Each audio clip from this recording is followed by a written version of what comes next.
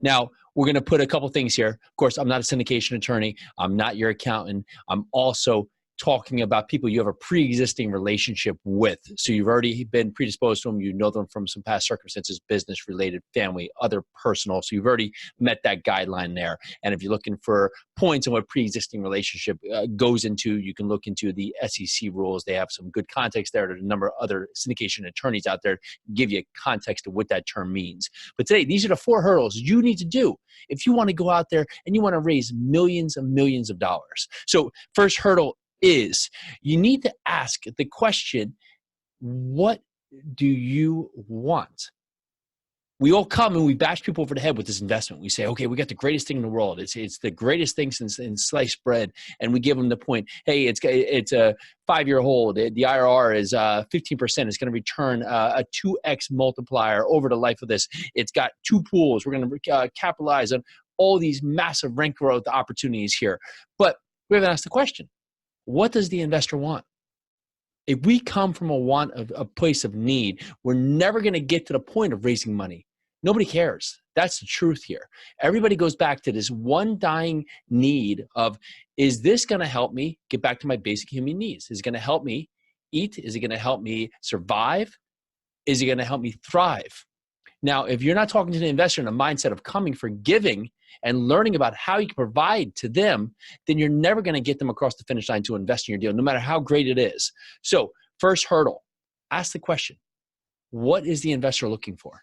What does that investment ideally look for?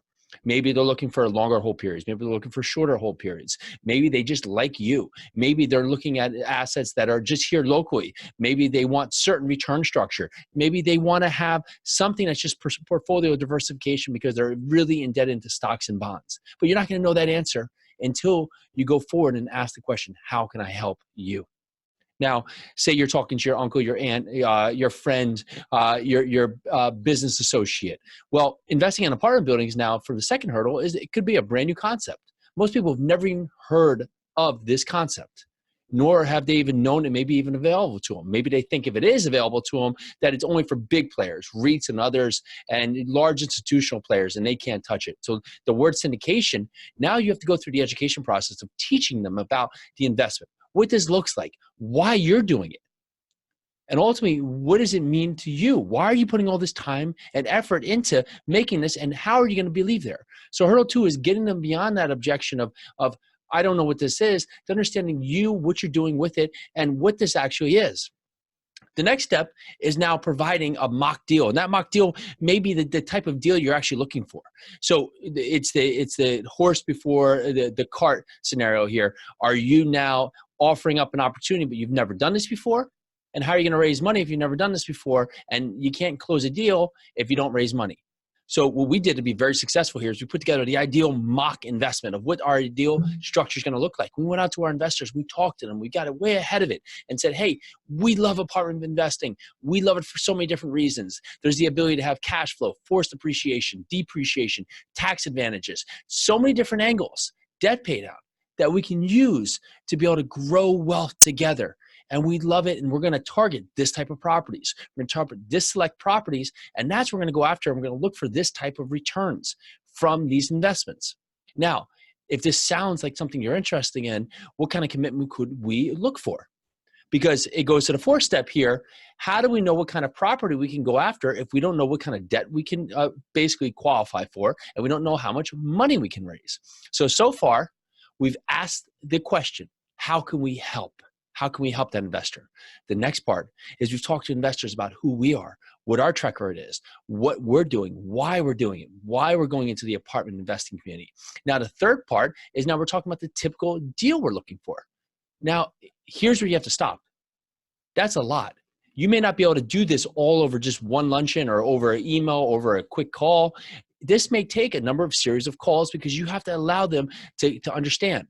Because whatever happens if someone came to you right away and just gave you all this information and it's information overload, well, your first reaction is to say what?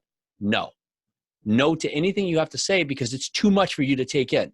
Maybe right now they have to analyze it. Maybe they have to go talk to their significant other. Maybe it's just something that they may love. They just want to read a little bit more and have another couple minutes to just allow it to soak in. So again, before we're actually offering an investment, we're doing all this track work. We go out there, now we set up the parameters. We understand where that investor wants to be. We understand and can explain to them the space. So now they understand the opportunity that we may be able to bring to them. Then we set up the stage of the type of opportunity. What kind of apartment building? Where? How is it going to be managed? How are we going to use the repositioning play to meet these certain goals in terms of returns?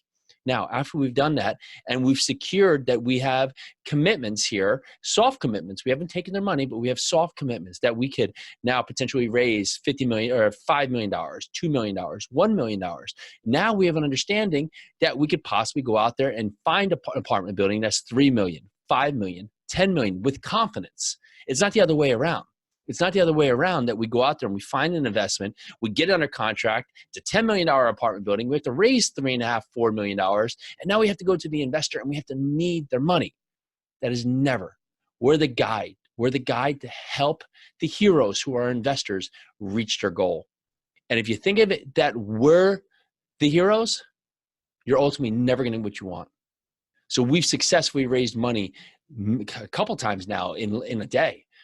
Because we've done the track work, we've done all the work ahead of time to go out, ask the question, how can we guide our investors? Provide them with the information so they can understand what we're doing. Take that information and now formulate a possible investment type that we're going to be going after. Secure their interest. And then now when we have an actual deal, whether it's 3 weeks or 8 months from now, we bring it back to them and say, remember that deal.